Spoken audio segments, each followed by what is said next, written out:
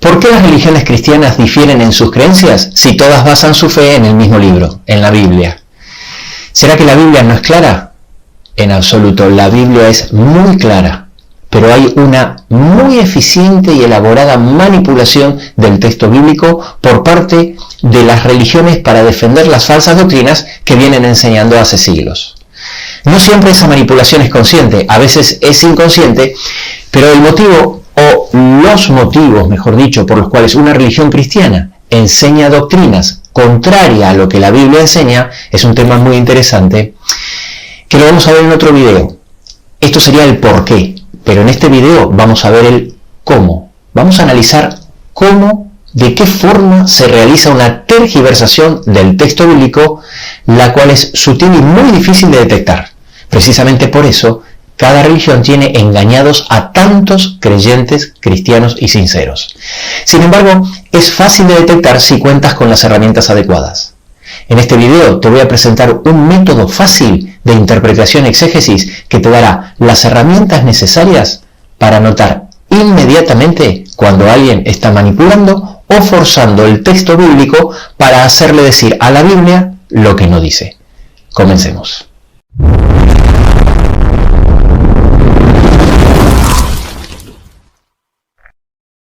Sin ninguna duda, la correcta comprensión de las doctrinas bíblicas son una de las llaves indispensables para poder entender las profecías y especialmente el Apocalipsis. ¿Cómo vamos a entender lo que se enseña de la resurrección si no tenemos una correcta comprensión de la doctrina del estado de los muertos? ¿O cómo vamos a entender el juicio sin una correcta comprensión de la ley de Dios? ¿O el plan de salvación sin entender el ministerio intercesor de Cristo o la doctrina de la justificación por la fe? Es imposible. Así que hay tanto en juego en la correcta comprensión de una doctrina que habiendo tantas religiones cristianas que difieren en las enseñanzas de su dogma, yo no puedo arriesgar a tener o no tener la suerte de estar justo en una religión que me enseña todas las doctrinas correctamente. Y por eso tenemos que comprobar por nosotros mismos si estamos en lo correcto. ¿Cómo hacemos esto? Aplicando, por supuesto, los principios de interpretación y exégesis. La mayoría de las religiones cristianas están de acuerdo con estos principios de interpretación que son sencillos y lógicos, pero no siempre se aplican. Estos principios nos protegen de falsos maestros con sus propias interpretaciones, que te puedo asegurar que abundan. Existen innumerables libros que hablan de este tema y cuya lectura puede ser pesada y tediosa. La idea de este video es resumir de forma sencilla estos principios, que los podamos entender con ejemplos prácticos y aplicarlos de forma fácil, detectando inmediatamente si se está manipulando el texto bíblico. Para saber con certeza lo que la Biblia enseña sobre un tema, el paso lógico es muy sencillo. Hay que analizar todos los textos que hablan claramente del tema que estamos estudiando. Así de sencillo. Vamos a desgranar esta frase en dos partes. En primer lugar, se analizan todos los textos. No podemos sacar una enseñanza de la Biblia de un solo versículo, y mucho menos un dogma. ¿Por qué? Bueno, por motivos obvios. Si tomo un versículo aislado, puedo demostrar en la Biblia cualquier cosa. Habrás oído por ahí decir que un texto sin su contexto es un pretexto. En segundo lugar, tienen que ser textos que hablen claramente del tema que estamos estudiando. Es fundamental que los versículos estén tratando el tema. Y aquí también se encuentra gran parte de las falacias sutiles. Así que, para no caer en el engaño de la manipulación del texto, se hace totalmente imprescindible analizar el contexto. Y eso quiere decir nada más ni nada menos que ver todo lo que la Biblia habla al respecto, y no solo el versículo o los versículos que el predicador o el maestro de turno escoge para justificar su doctrina. Ese contexto lo vamos a dividir en tres. En primer lugar está el contexto inmediato, que es la idea central de la que viene hablando el autor. Después está el contexto mediato del autor, es decir, todo lo que escribió el autor sobre ese tema en el resto del libro y en otros libros si escribió más de uno. Y por último está el contexto general de la Biblia, lo que dijeron el resto de los autores en todos los libros de la Biblia. Si hacemos esto, si buscamos todos los textos que hablan del tema y los buscamos sin una idea preconcebida, vamos a encontrar una gran cantidad de versículos con lo que se llama la idea predominante en toda la Biblia, es decir, la doctrina verdadera. Tengan en cuenta que en teología, al igual que en cualquier ciencia del saber, siempre se debe ir de lo fácil a lo difícil. Y lo lógico para abordar un tema sería ir del texto sencillo y claro que explica el tema sin ninguna duda, para luego comprender los más complejos y de profundidad teológica. Si por el contrario abordamos los versículos de interpretación ambigua sin considerar los que tienen una interpretación obvia, es que hay una evidente intención de manipular el texto. Entonces, ¿cuáles son las evidencias inequívocas que se está manipulando el texto? Bueno, en primer lugar, no se muestran, ni se consideran y ni siquiera se mencionan la gran cantidad de versículos que hablan sobre el tema y enseñan la idea predominante. Y si se los menciona porque no tienen más remedio, se los presenta como excepciones aisladas. Y luego se intenta rebatirlos con interpretaciones arbitrarias, es decir, contrarias a toda lógica. En segundo lugar, por el contrario, solo se usan textos forzados que justifican una idea preconcebida. Como se presentan sin considerar los textos de la idea predominante, son sí o sí textos fuera de contexto. Por eso son forzados. Ahora bien, ¿sabes cuál es la diferencia entre educación y lavado de cerebro? La palabra más formal para el lavado de cerebro es adoctrinamiento. Normalmente decimos que a alguien le han lavado el cerebro cuando cree algo diferente a lo que nosotros creemos. No, te puedo asegurar que esa no es la definición. Un lavado de cerebro o adoctrinamiento es cuando alguien te transmite un dogma o doctrina que es una creencia indiscutible, imponiéndote su aceptación. Esa imposición puede ser por la fuerza, puede ser por amenazas o con engaños sutiles, quitándote la libertad de ponerla en tela de juicio. Cuanto más fuerte es esa imposición, mayor es el lavado de cerebro. Precisamente por eso nosotros no solo vamos a quedarnos con los textos encontrados, es decir, con la idea predominante, sino que vamos a analizar también los textos que normalmente se utilizan para demostrar una idea diferente. Estos textos forzados los vamos a dividir en 5 grupos o tipos diferentes. Ahora, para que alguien utilice cualquiera de estos 5 tipos de textos para demostrar o justificar una falsa doctrina, se necesita siempre suposiciones arbitrarias, es decir, basadas en el capricho en vez de estar basadas en la razón, porque no toman en cuenta el contexto. Y aquí está el secreto para que no seas engañado. Tienes que ser capaz de detectar la suposición arbitraria. Un versículo forzado puede estar dentro de uno o más grupos a la vez, y si aprendemos a identificarlos, nos será mucho más fácil poder detectar esta suposición arbitraria. Por este motivo, en todos los casos, los textos deben ser interpretados a la luz de la doctrina verdadera enseñada por el contexto y no al revés. Empecemos analizando el primer tipo de textos. Son las parábolas, metáforas o historias. Presten atención a lo que voy a decir ahora porque esto es muy importante.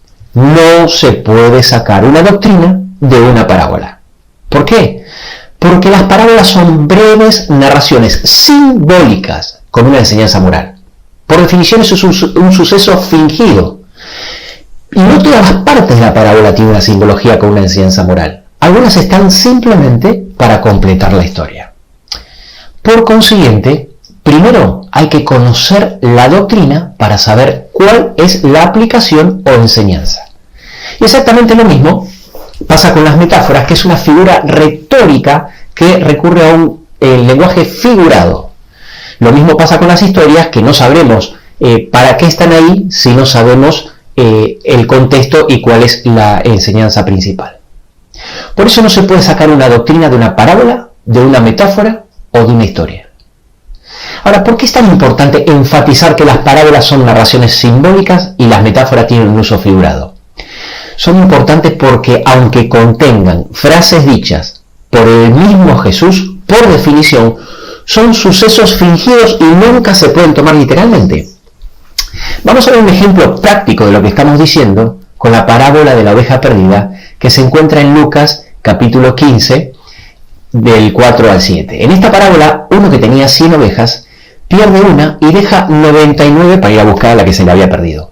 Finalmente la encuentra y festeja con sus amigos, y en la parábola Jesús termina diciendo en el versículo 7, os digo que habrá más gozo por un pecador que se arrepiente que por 99 justos que no necesitan arrepentimiento.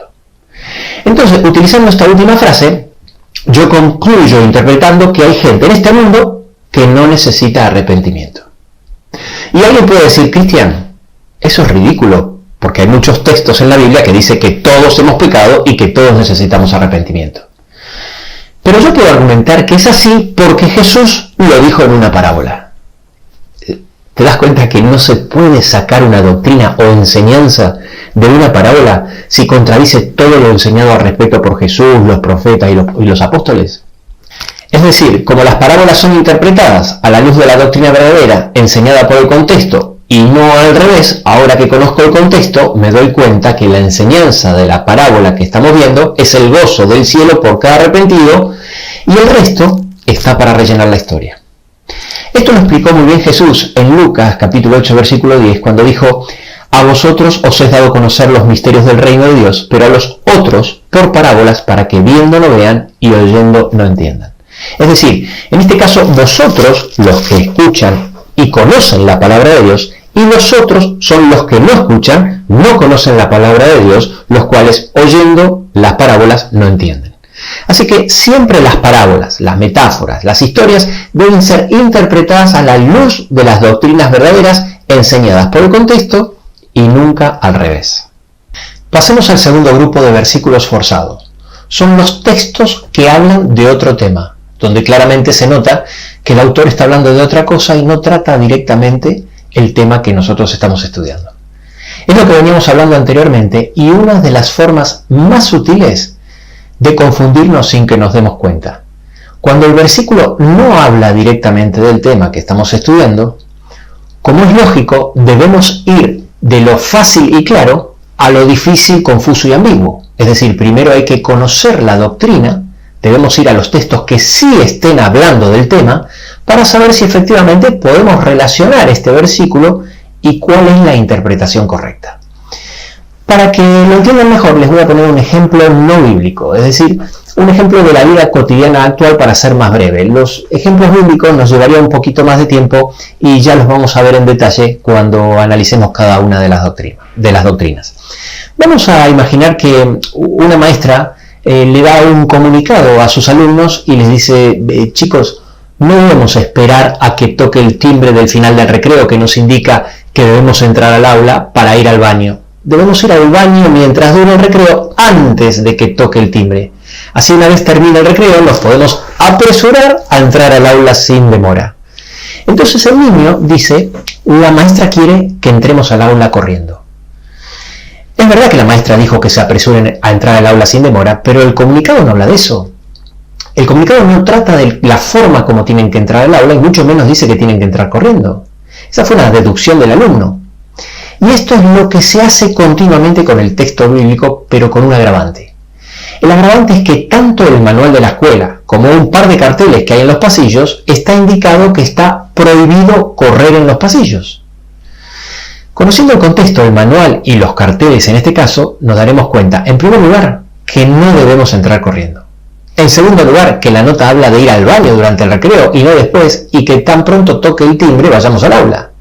Y en tercer lugar, que la interpretación del alumno fue una suposición arbitraria, por no tomar en cuenta el contexto. Presta mucha atención a lo que te voy a decir. Este ejemplo es muy obvio y fácil de entender, pero cuando el ejemplo derrumba una doctrina que fue la base de tu fe durante toda tu vida, muchos no lo ven, no lo entienden, no lo pueden asimilar. Tienen un paradigma grabado a fuego que es muy difícil de borrar. Por eso también se habla tan severamente en la Biblia de los falsos maestros que enseñan falsas doctrinas. El tercer grupo de textos forzados son los textos de interpretación ambigua. Son versículos que pueden tener dos interpretaciones y obviamente primero debemos conocer la doctrina enseñada por los textos que no tengan una interpretación ambigua para que sepamos qué interpretación tenemos que aplicar. Los textos de interpretación ambigua pueden tener dos interpretaciones posibles y para respaldar la falsa doctrina, a veces se aplica la interpretación menos probable en el mejor de los casos, pero muchas veces se aplica la interpretación totalmente improbable, al no tomar en cuenta todo el arsenal de textos de la Biblia que enseña lo contrario. Vamos a poner un ejemplo de un texto que se utiliza muchísimo para justificar que las personas deben ser bautizadas de bebés. Es el texto que está en Hechos, capítulo 16, versículos 33, que dice: y él, tomándolos en aquella misma hora de la noche, les lavó las heridas y enseguida se bautizó él con todos los suyos. Entonces ellos, tomando la frase bautizó a todos los suyos, interpretan que bautizó a los niños pequeños y a los bebés, usando este texto como prueba de que debemos bautizar a los recién nacidos. No vamos a analizar todo el contexto de esta doctrina, pero si simplemente mirásemos el versículo anterior, el versículo 32, que dice: y le hablaron la palabra del Señor a él y a todos los que estaban en su casa, la suposición lógica, tomando el contexto, sería concluir que todos los suyos que se bautizaron son los descriptos del versículo anterior, que dice todos los que estaban en su casa, y que le hablaron la palabra del Señor. Luego, nunca pueden estar incluidos ahí los bebés. Pero además, aunque no tomes en cuenta el contexto, existen otras posibilidades muy probables. Por ejemplo, de que no hubiese niños pequeños en su familia y que todos eran mayores de 12 años. Con lo cual, no podemos tomar este versículo para justificar la doctrina del bautismo de los infantes, porque lo estamos haciendo basado en una suposición arbitraria. En el cuarto grupo de textos forzados tenemos los textos de traducción ambigua. Como ustedes bien saben, toda traducción es interpretativa. Los textos de traducción ambigua pueden tener dos traducciones posibles y para respaldar la falsa doctrina suelen hacer lo mismo que el caso anterior de interpretación ambigua. Es decir, a veces se aplica la traducción menos probable, eso en el mejor de los casos, y en muchas ocasiones se aplica la traducción totalmente improbable, por no tomarse en cuenta el contexto. Como siempre, primero hay que conocer la doctrina para saber qué traducción tenemos que aplicar. Pongamos un ejemplo bíblico sin detenernos demasiado en él. Para justificar la doctrina de la inmortalidad del alma, se cita hasta el cansancio el texto que está en Lucas 23:43, donde Jesús le dice al ladrón en la cruz: de cierto te digo, hoy estarás en el paraíso conmigo. Entonces, los que utilizan este texto interpretan que es evidente que al morir el alma va al cielo, por eso le pudo decir Jesús que ese mismo día el alma del ladrón estaría en el paraíso con él. Acá tenemos un caso típico de traducción ambigua, porque las comas simplemente no existían en el griego del Nuevo Testamento, aparecieron varios siglos después. Entonces, dependiendo de dónde se ponga la coma, Jesús pudo haber dicho también: de cierto te digo, hoy estarás conmigo en el paraíso. Ahora bien, se sabe con certeza que esta es la traducción correcta por varias razones, pero te voy a mencionar solamente una, ya que con esta tenemos suficiente. Cuando Jesús resucita, lo primero que le dice a María en Juan 20:17 es: no me toques porque aún no he subido al Padre. Con lo cual, la suposición lógica, tomando en cuenta el contexto, es que Jesús nunca le pudo haber dicho al ladrón que ese mismo día estaría en el paraíso, ya que Jesús mismo dejó bien claro que el domingo aún no había ascendido. Con lo cual, la interpretación es una suposición arbitraria y, en mi opinión, esta es una de las manipulaciones bíblicas más descaradas, ya que de las dos traducciones posibles se toma la totalmente improbable. Por último, en el quinto grupo de textos forzados tenemos los textos que están fuera de contexto sociocultural. ¿Qué quería decir el autor en esa época, en ese lugar y en esa cultura? ¿O cuál era el problema de la época o del lugar que el autor estaba tratando, que puede ser diferente al tema que nosotros estemos estudiando? Y como siempre, debemos primero conocer la doctrina que la Biblia enseña para saber si el significado o el tema están fuera de contexto. Para finalizar, los pasos de las evidencias para manipular el texto bíblico, en tercer lugar se presentan estos textos forzados como argumentos irrefutables, ignorando, insisto, el contexto indispensable para poder interpretar el versículo correctamente. Aunque no es el tema de este video, quiero decirte que esta situación de enseñanzas con falsas doctrinas a través de la manipulación del texto bíblico está claramente advertida en la profecía bíblica con una simbología riquísima. Hay muchos textos en la Biblia que dicen que la sangre de Cristo representada por el jugo de la vid representa la palabra de Dios, es decir, la doctrina verdadera. Como por ejemplo en Juan 6:53, donde dice: si no coméis la carne del Hijo del Hombre o bebéis su sangre, no tenéis vida en vosotros. Y luego en el versículo 63 aclara: las palabras que yo os he hablado son espíritu y son vida. La palabra de Dios adulterada, es decir, la falsa doctrina, es el vino de la fornicación, ya que es la verdad fermentada y adulterada. Los que transmiten esta falsa doctrina son llamados falsos maestros, contra los cuales hay advertencias tremendas por la Biblia, como por ejemplo la que está en 2 Pedro 2.1, que dicen que tendrán destrucción repentina. Y los que saben que están equivocados y aún así lo siguen enseñando, es decir, continúan enseñando a conciencia, se transforman en lo que la profecía llama falso profeta, lo cual es gravísimo hasta el punto que en Apocalipsis 19:20 y 20:10 se les asigna el mismo castigo que el dragón y que la bestia. Cuando en Apocalipsis 12:9 dice que Satanás engaña al mundo entero, el tercio de la población cristiana de nuestro planeta no queda afuera de esta afirmación. Todo este sistema de engaño creado por las religiones cristianas, la profecía lo llama Babilonia, que significa confusión. Ahora bien, con respecto a los creyentes que están en el error porque desconocen, son el pueblo de Dios invitado a salir de Babilonia. Pero aquellos que, habiendo conocido, no aceptan la verdad, son llamados los que están embriagados con el vino de la fornicación. Son los que no pueden abandonar el error, al igual que el borracho no puede abandonar el alcohol, y finalmente se pierde en su vicio. La simbología, sin ninguna duda, es otra llave para entender el Apocalipsis. En Apocalipsis 18, del 2 al 4, dice: ha caído Babilonia. Y luego hay una advertencia crucial para el pueblo de Dios. Dice: salid de ella, pueblo mío, y no seáis partícipe de sus pecados, ni recibáis parte de sus plagas. Al final, el destino de los que persisten en las falsas enseñanzas es el mismo que el de los falsos maestros por haber confiado más en el hombre que en Dios. Acompáñame a repasar las enseñanzas de la Biblia utilizando estas herramientas y te aseguro que te vas a sorprender y así poder salir de Babilonia, porque de esta decisión puede depender tu salvación y la de tu familia.